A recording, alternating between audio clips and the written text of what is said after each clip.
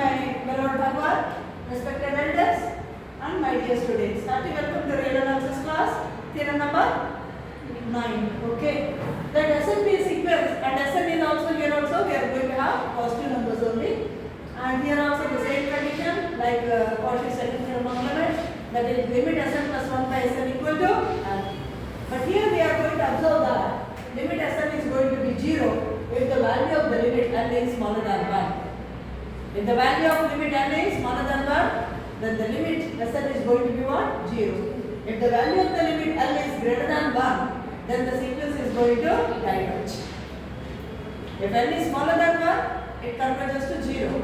If L is greater than 1, it is going to be divergent sequence. That is what we are doing.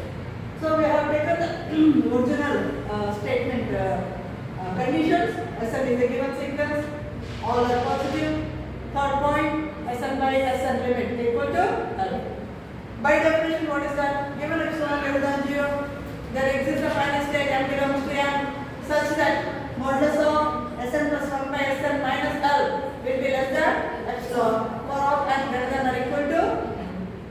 Now, what is the meaning of that? L minus epsilon will be smaller than Sn plus 1 by Sn, that is going to be less than L plus epsilon for all n greater than or equal to n. Now, in this equation, we are going to use the values m plus 1, m plus 2 and so on up to n. That means, I am going to substitute here, wherever n is there, replace n by m and you will get one equality. Again, replace n by m plus 1, one more inequality. Replace n by n plus 2, one more inequality. Similarly, replace n by n only. Okay? So, what we are going to get? When you substitute n equal to m, we get L minus epsilon is smaller than Sn plus 1 by Sm, that is less than L plus epsilon. What is the next line? Put n equal to m plus 1. M plus 1 plus 1, that becomes what? M plus 2 divided by Sm plus 1, that is smaller than L plus epsilon. Again, and so on. And the last term, we are going to use okay, up to n only, wherever n is there, n divided by Sn. Okay, up to n minus 1 we can take. Okay. So minus 1 plus 1 gets cancelled, we get Sn by Sn minus 1, which is smaller than L plus epsilon. So what is happening? We are going to have how many inequalities?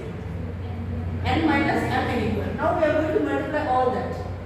Okay. So L minus epsilon it is fixed here, and here L plus epsilon is fixed here. How many number of times L minus epsilon into L minus epsilon into L minus epsilon? How many number of times? N minus n times. Okay, x into x into x, x cube. Similarly, n minus epsilon into L minus epsilon into L minus epsilon.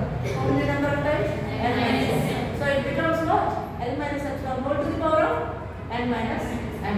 And what about the right hand side? L plus epsilon into L plus epsilon, etc. L plus epsilon whole to the power of n minus n. Now we have multiplied. What is that? Sm plus 1 by Sm. And then the next term, Sm plus 2 by Sm plus 1. And so on, Sn by Sn minus. Here also we are going to see that the numerator will be cancelled by the term in the denominator in the next term. Okay, Sm plus 1 will be cancelled by the next term. Sm plus 2 will be cancelled by the next term. And so on. Here also we are going to get. So finally we are going to get only Sn by Sn. Now, because m is fixed, after a finite stage means m is fixed. N is a variable. So what I am going to do? I am going to take Sm out, multiply throughout the equation by Sm. This becomes L minus epsilon to the power of n minus m. This m I am going to bring it out, back out. For example, 5 minus 3, then 5 by 3. Then I can put it in the denominator as 3. So also here, to the power of n and divided by L minus epsilon to the power of m. And Sm I am going to multiply. So Sm. In the middle term, there will not be any Sm. Multiply throughout the equation by Sm. Sm will get cancelled. Here also, L plus epsilon whole to the power of n. N is variable like that only, but m is fixed. Sm is also fixed. Correspondingly, L minus epsilon whole to the power of m is also fixed number only, because m is fixed. Okay, that means this number is fixed, this number is fixed. Only the variable is Sm is now lying between L minus epsilon whole to the power of n into a fixed number. That is less than Sm, that is less than, once again, L plus epsilon whole to the power of n into some fixed number. Now I am going to choose two cases. case number 1, L is what? Smaller than 1. Because L is smaller than 1, still I can say that somewhere it is there 1 and somewhere it is L. Okay?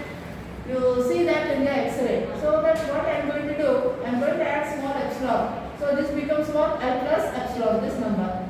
I am going to choose epsilon in such a way that the L plus epsilon is still going to be smaller than 1. Okay, there is a purpose. I am going to apply some trick. Okay, what is that trick? Let me see. Okay, so L plus epsilon is smaller than 1. Okay, that means K is smaller than 1. Okay, so K power n. Suppose K is equal to 0.2, 0.2 whole square, 0.04, 0.2 whole cube, 0.008, 0.2 whole to the power of 4, 0.0016, 0.2 whole to the power of 5, 0.3032. It is going to approach 0. So it is the geometric series. Am I right? So we know that the geometric series is going to converge to, and the limit is going to be equal to what? 0 if we take powers of that. That means because this is 0, constant times of K power n limit is also going to be what? 0, because this number is a fixed number. Sm by K power m is a fixed number. Am I right? Because m is fixed, Sm is fixed, K power m is also fixed. So limit Kn is 0, so limit Kn into constant, that is also going to be 0.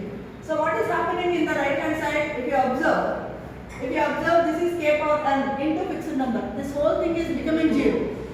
The upper part is becoming 0.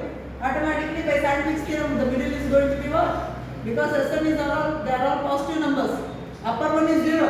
Automatically the lower one is also going to be what? 0. So that is why by sandwich theorem we see that limit Sm is also going to be 0. Because this whole term is becoming 0. And second case, when L is greater than 1, what is going to happen? L is greater. Similarly, choose K. Okay? By removing small epsilon from L, still it is greater than 1. Previously by adding epsilon, it is going to be less than 1. By here subtracting epsilon, still it is going to be greater than 1. So suppose your L is here, L is greater than 1. So somewhere 1 and L is greater than 1. Now we are going to subtract. So this becomes L minus epsilon. This quantity I am going to consider as. Okay, still L minus epsilon is still greater than 1 only, towards the right hand side of 1 only. Then what is going to happen? Now for example, K is greater than 1. Suppose you take K equal to some 2 square 4, 2 cube 8, 2 power 4 16, 2 power 5 32, 2 power 6. It is going to be divergent. Okay, it is a divergent series. On the other hand, so the lower one, the smaller one. So what is happening? This whole constant is divergent. This is a constant, and this sequence K power n is going to be divergent. So what is the automatically this constant times of this sequence is also going to be divergent. If the smaller one is divergent, automatically the bigger one is also going to be divergent. So that is why limit Sm tends to infinity as it tends to infinity. I hope this is clear. Right, thank you.